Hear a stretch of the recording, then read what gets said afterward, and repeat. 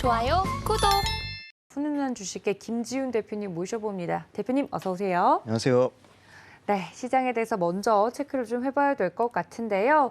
사실 이제 어제에 이어서 시장에 딱히 특별한 이슈는 없습니다만, 그러니까 바뀐 건 없습니다만 지금 현재 시장 보면 코스피와 코스닥 각각 0.5% 정도 하락세를 이어가고 있습니다. 금리 인상 이후에 오늘 금요일장 개장을 했는데 어떤 포인트부터 짚어볼까요? 네, 말씀 주신 금리부터 먼저 짚으면 자이언트 스텝 자체보다는 앞으로 50bp, 25bp를 인상할 것으로 예상을 했는데 이게 75bp, 50bp로 점도표가 예상치를 넘어 상회한 점이 상당히 시장에 부담이 되는 것 같고요.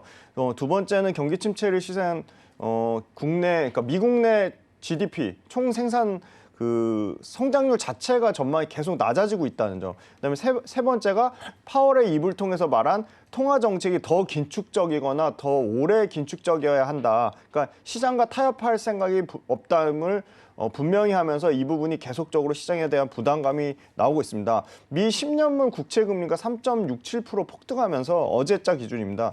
단기 2년물이 4.1%를 돌파하면서, 그러니까 장단기 금리 차가 역전이 됐죠. 그 부분은 상당 부분 금리를 통해서 경기 침체를 시사하는 부분이 크고요.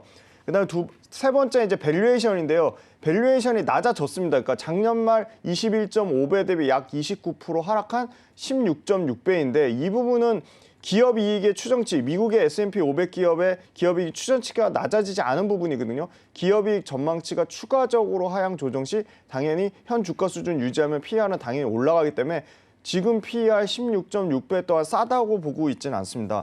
그다음에 네 번째로는 실업률인데요. 연준이 그 올해 말 3.8에서 내년에 4.4%까지 0.6포인트 실업률 인상을 급등할 것으로 예상을 했는데 실업률이 0.6%가 올라가려면 인플레이션 인사이트에 따르면 실업자가 120만 명이 증가해야 됩니다. 이게 좀 상당히 큰 폭의 증가라고 보고 있고요. 지난 8월 달에 실업률 3.7%로 기록했는데 경기 침체 없이 실업률 자체가 0.5포인트 이상 올라가기엔 상당히 전례가 없다. 그렇게 말씀드릴 수 있을 것 같고요. 계속적으로 고강도 긴축 정책과 경기 불확실성이 상당 부분 증시의 부담으로 작용할 것이고 보고 있어서 6월달, 7월달 저점으로 보고 있는 PBR 0.9배 수준, 그러니까 지수로 치면 2,300조차도 강한 하방 경직성이 유지될 것으로 봤는데 그 부분 또한 저점을 더 이탈할 가능성을 더 시장에서는 높게 보고 있는 것 같고요. 한국은행 또한 올해 말 기준금리 3.25%, 내년에 3.5% 이상을 예상하고 있기 때문에 한미 금리 차도 예상이 되고 있습니다. 그리고 좀 재밌는 부분은 시중의 통화를 상당 부분 감소하고 있는데요. 통화량이 감소할수록 상대적으로 주식과 부동산의 가격은 하락할 확률이 높다. 작년 12월 달에 그러니까 M2죠. 광의의 통화 M2가 증가폭이 13.6%까지 정점을 찍고 올해 7월 달 기준으로 8.2%까지 빠진 부분은 상당히 코로나 이전, 그러니까 코로나 확산 전 수준까지 통화 증가율이 상당 부분 빠져서 이 부분이 지수 하락에 실질적으로 영향을 미치는 것으로 보고 있고요.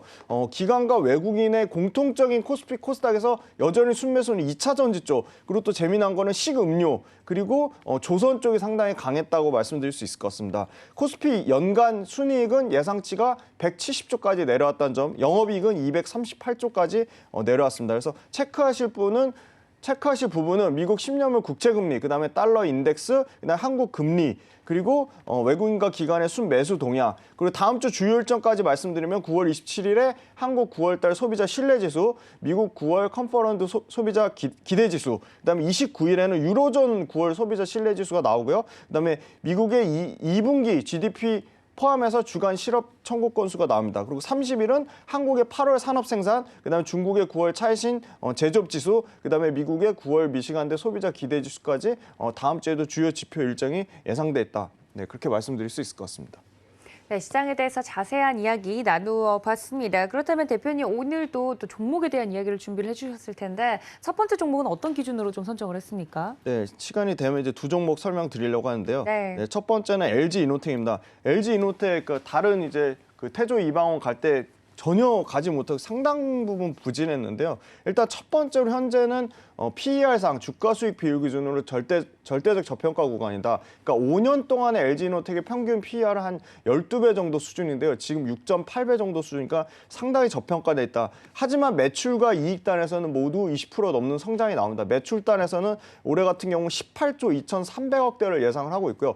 매출단에서 25% 성장을 예상을 하고 있습니다. 영업이익단에서도 사상 최대 영업이익 성장인 1조 6천억대를 예상하고 영업이익단에서 30% 예상을 하고 있지만 PER은 말씀드린 대로 6배 후반 수준이라 상당히 저평가되어 있다고 보고 있고요. 역시 아이폰 14 프로의 판매 비중이 전체 그 비중의 65%, 전체 매출 비중의 65%를 차지하고요.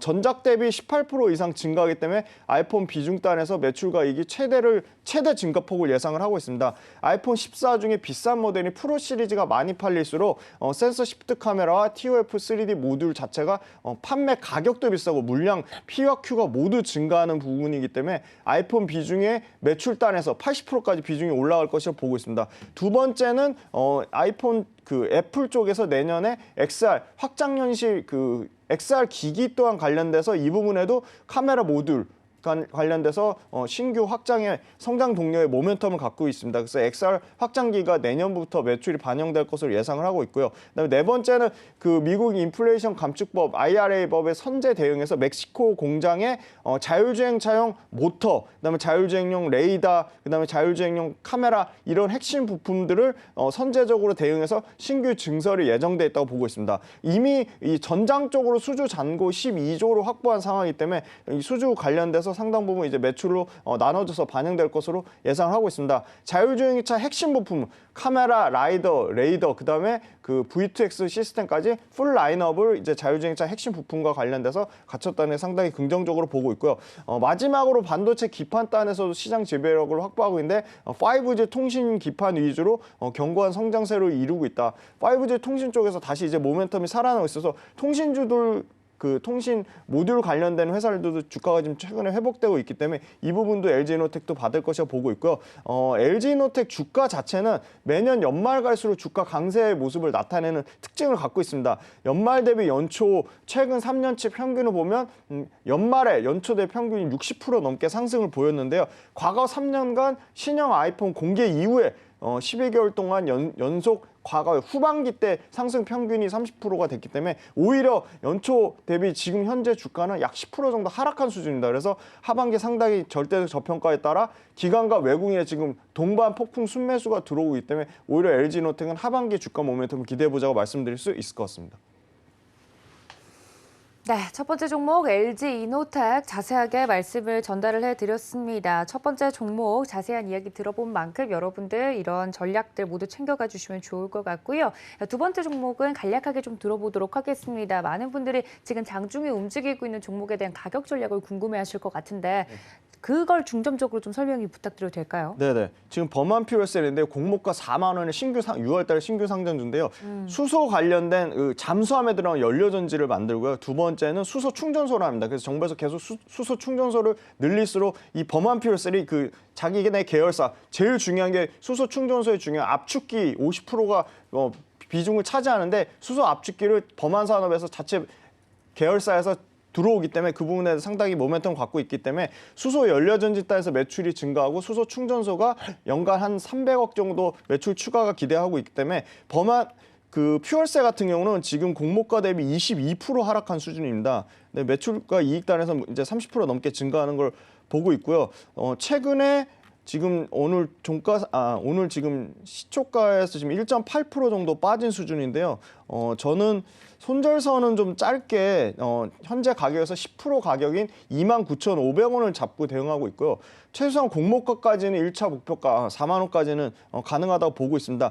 최근에 한 달 동안 외국인의 평균 매수 가격이 37,200원 정도 수준입니다. 근데 지금 외국인의 매수가를 하회하는 가격이거든요. 외국인 매수가 기준으로도 5% 정도 빠진 구간이기 때문에 저는 현재 가격대에서 범한 퓨얼셀은 매수 가능하다고 보고 있고요. 지금 29,500원 이상인 3,500원에서 한 32,000원까지는 계속 분할로 매수하고 1차 목표가는 공모가 구간인 4만 원을 보고 있습니다. 네, 범한 퓨얼셀 이야기까지 자세하게 들어봤습니다. 이렇게 종목에 대한 이야기 모두 들어봤네요. 훈훈한 주식의 김지훈 대표님과 함께했습니다. 대표님 고맙습니다. 감사합니다. 좋아요, 구독.